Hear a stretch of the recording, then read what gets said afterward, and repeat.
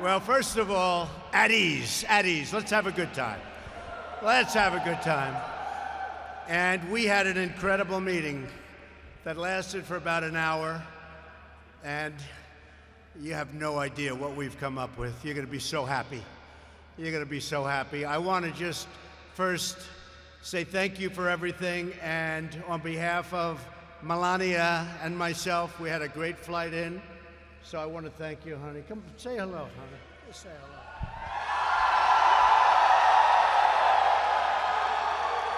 I'm very honored to be here tonight.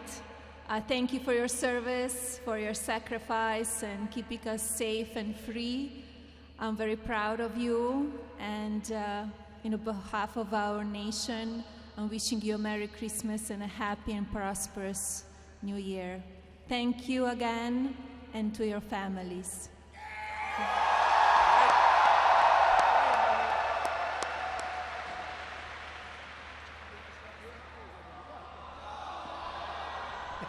Let's let her make the speech, right? Yeah, she's great. Very popular First Lady and a great person.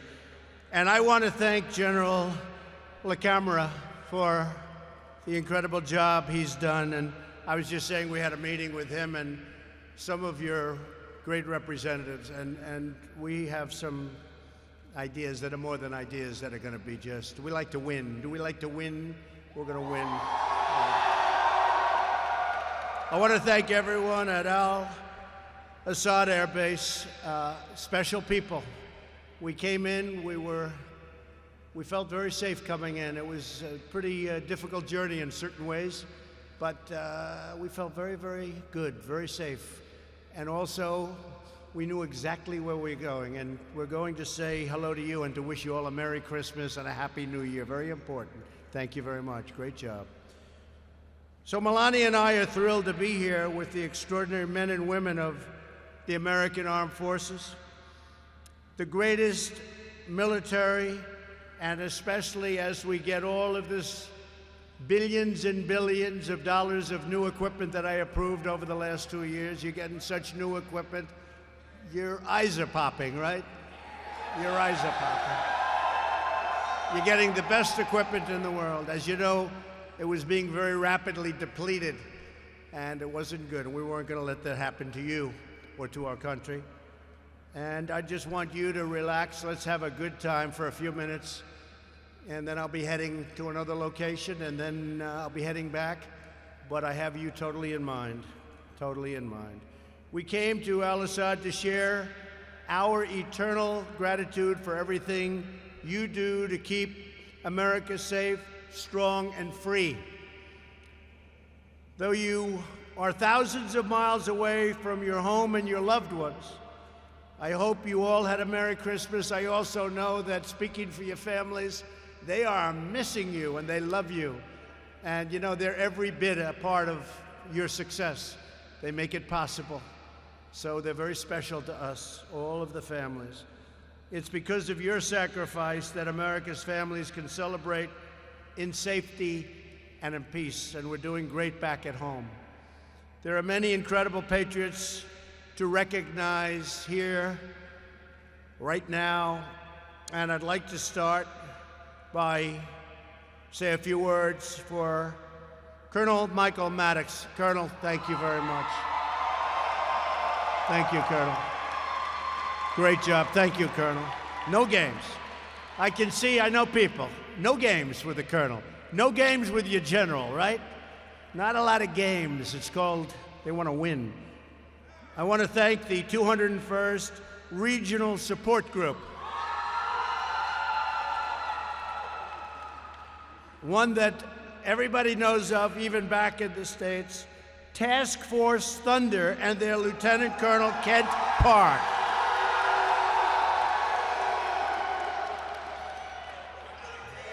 There's a reason for that name, Thunder, isn't there?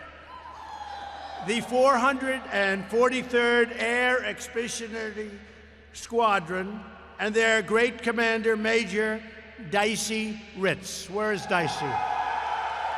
Thank you. Great, fellas. Great. The 1st Expeditionary Rescue Group and their commander, Colonel Michael Gurshard. Where's Michael? Thank you. Thank you, fellas. The 3rd Cavalry Regiment and their commander, Colonel Jonathan Byram. Brigadier General Austin Renforth. Where's Austin? Austin. Thank you, Austin. Thanks, Austin. Everyone at the Special Operations Joint Task Force. Thank you. Where the hell are they? And all personnel who reside at Camp Havoc. You know what that means, Camp Havoc.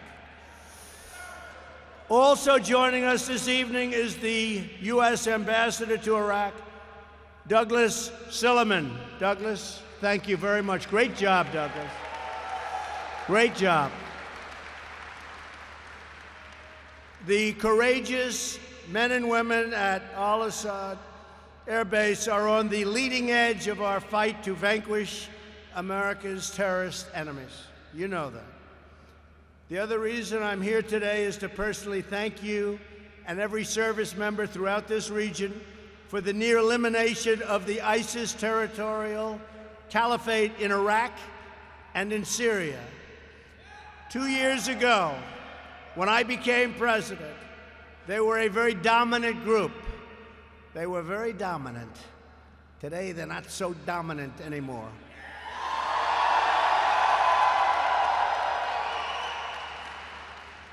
Great job. I looked at a map, and 2 years ago, it was a lot of red all over that map. And now you have a couple little spots, and that's happening very quickly. That's happening very quickly. You'll be seeing that. I want to just say great job. And we'll be watching ISIS very closely. We'll be watching them very, very closely. The remnants of ISIS. No enemy on earth can match the awesome strength of American soldiers, sailors, airmen, and Marines. Nobody's even close. And nobody is even close in terms of our equipment. We make the greatest equipment in the world. Whether it's missiles or ships or anything you want to name, we have the greatest in the world. The jet fighters, the new F-35, the super F-18s. We have the greatest fighter jets in the world. We make the greatest equipment in the world. But you strike fear into the hearts of our enemies and bring comfort to all of our allies and those who cherish peace. And we want peace. And the best way to have peace is strength. When we're strong, we're going to have peace. If we're not strong, you know what happens. So we're stronger than ever. And very soon, when it all comes in, when that equipment keeps flowing, it's being made, much of it now, there'll be nobody ever in history that's even close. American and coalition forces have had one military victory after another over the last 2 years against ISIS, including the retaking of both Mosul in Iraq and Raqqa in Syria. We've liberated more than 20,000 square miles of territory. Think of what that is, 20,000 acres is a lot. Think of what 20,000 square miles is. It's a lot. This was all formerly held by ISIS and liberated more than 3 million civilians from ISIS's bloodthirsty control. The men and women stationed at Al-Asad have played a vital role in the military defeat of ISIS in Iraq and in Syria. Because of these gains, our service members in Syria can now return home to their families. Some will come here for a stay, but a lot of them are going to be going back home where they want to be with their families. They've done a fantastic job. Originally, years ago, they came here, and it was supposed to be for 3 to 4 months, and that was a long time ago. That was many years ago. But what a job you have done, what a job they have done. I made it clear from the beginning that our mission in Syria was to strip ISIS of its military strongholds. We're not nation building. Rebuilding Syria will require a political solution And it's a solution that should be paid for by its very rich neighboring countries, not the United States.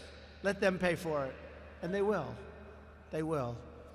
In fact, Saudi Arabia yesterday, you probably read, stepped up to the plate and has already made a commitment of substantial funds for development. And President Erdogan of Turkey has also agreed to take out any remnants of ISIS, and we'll be working with them. We're going to be working with them. Our presence in Syria was not open-ended and was never intended to be permanent. 8 years ago, we went there for 3 months, and we never left. But now we're doing it right. And we're going to finish it off. 1 year ago, I gave our generals 6 more months in Syria. I said, go ahead, get them. And it turns out it was really a year and a half ago. I said, go get them. We need 6 months. Go get them. Then they said, give us another 6 months. I said, go get them. Then they said, can we have one more, period of 6 months? I said, nope. I said, I gave you a lot of 6 months, and now we're doing it a different way.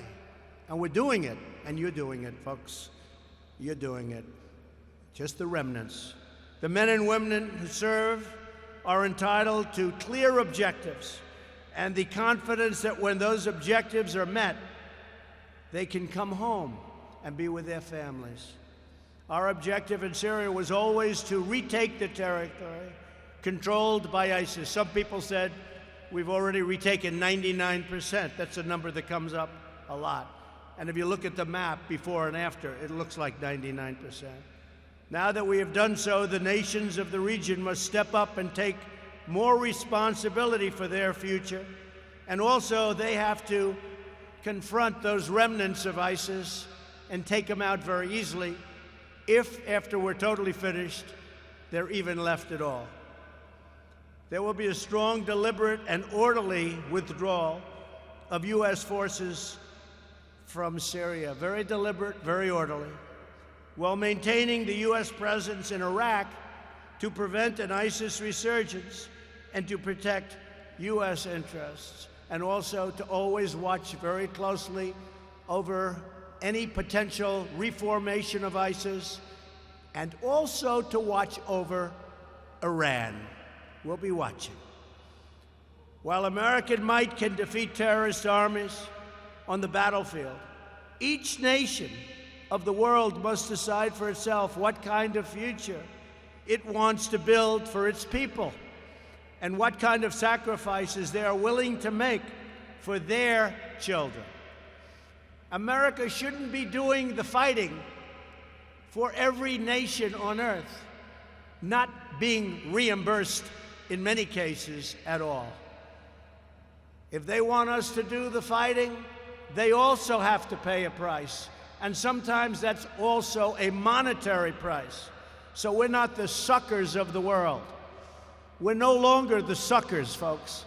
And people aren't looking at us as suckers. And I love you, folks, because most of you are nodding your head this way. We're respected again as a nation. We're respected again. America is safer and peace is more possible because of the incredible courage and devotion of every patriot here tonight. Some people say, well, maybe somebody comes from the area and they hit us on our homeland. If that happens, they will suffer consequences over here like nobody has ever suffered before. Let me just tell you, and I hope they hear that loud and clear. And that's not a threat, that's going to be a fact. If anything should happen at all, nobody will ever have suffered the consequences that they will suffer. Just remember I said it. We will honor, you're welcome, you're welcome. We will honor your service by doing everything in our power to defend our homeland and to stop terrorists from entering America's shores. And that includes strengthening of our borders. I don't know if you folks are aware of what's happening. We want to have strong borders in the United States. The Democrats don't want to let us have strong borders. Only for one reason. You know why? Because I want it. If I said, I think just standing here looking at all these brilliant young faces, these warriors, you're warriors. You're modern-day warriors. That's what you are. But you gave me an idea just looking at this warrior group. I think I'll say, I don't want the wall. And then they're going to give it to me. I figured out the solution. First Lady, tell Nancy Pelosi, I don't want the wall. Oh, we want the wall. And then we get the wall. That's another way of doing it. That's another way of doing it. Now, we have to have it. And, not only human trafficking, drugs, illegals, a lot of criminals, bad records. We've seen murderers come in through you saw what happened with the caravan, as we call it, caravan of thousands of people. And by the way, our Border Patrol did an incredible job, and our military did an incredible job, and local law enforcement on the various parts of the border did an incredible job. And those caravans are slowly breaking up, and they're going back where they came from, and they have to come into our country legally. And that's what you're fighting for. When you think about it, you're fighting for borders in other countries. And they don't want to fight the Democrats for the border of our country. Doesn't make a lot of sense.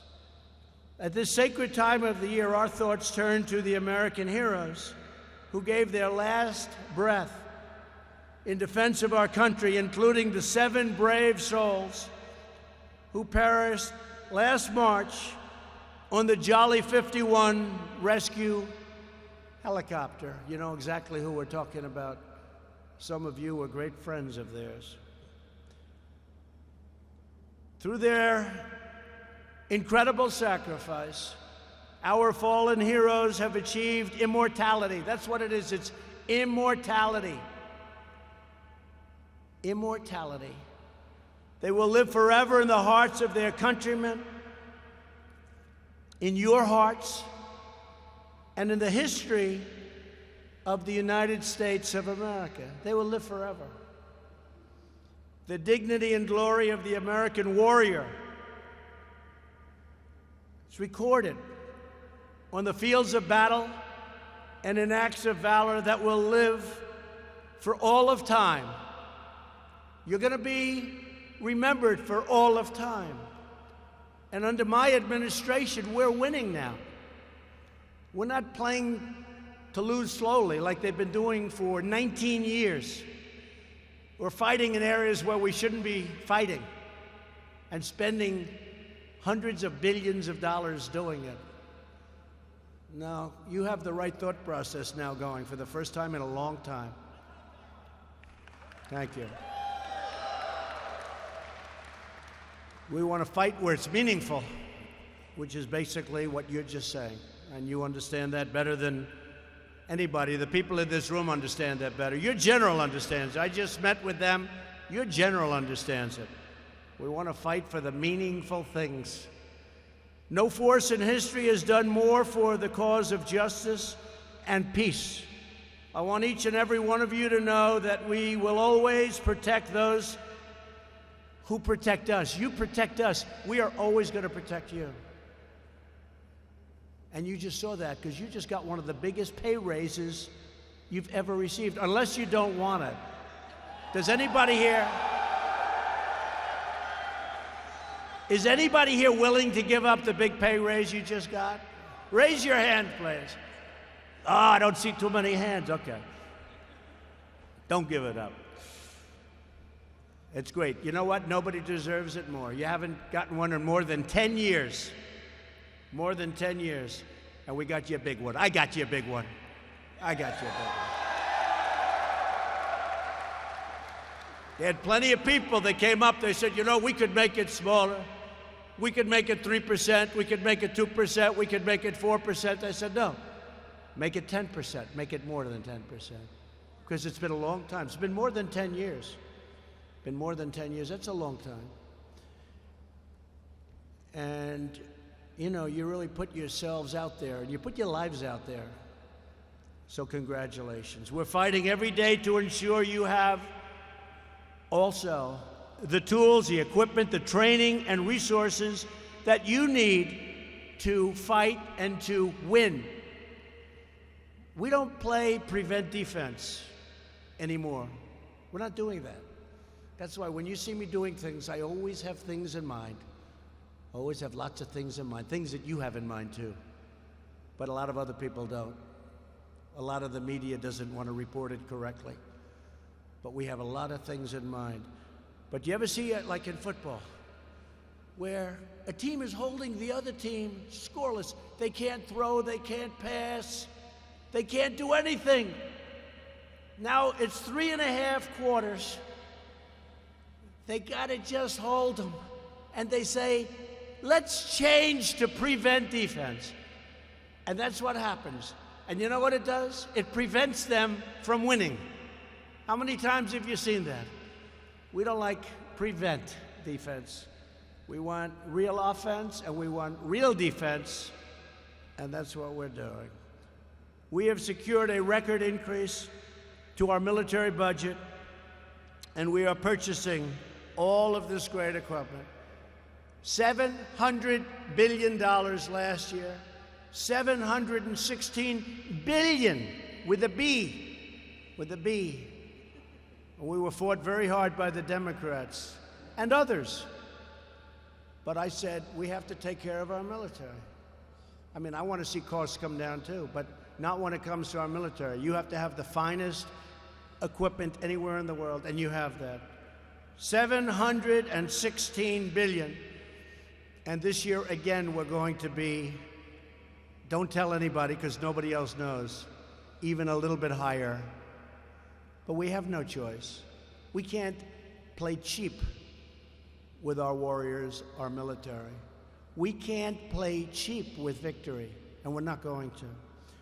We understand the best way to preserve the peace is to be prepared for combat, and the surest way to prevent conflict is to be totally unyielding and totally ready for conflict if that should happen. America is a peace-loving nation, but rest assured, if we are forced to fight, we will engage the enemy with overwhelming force, like never before, like nobody's ever seen before.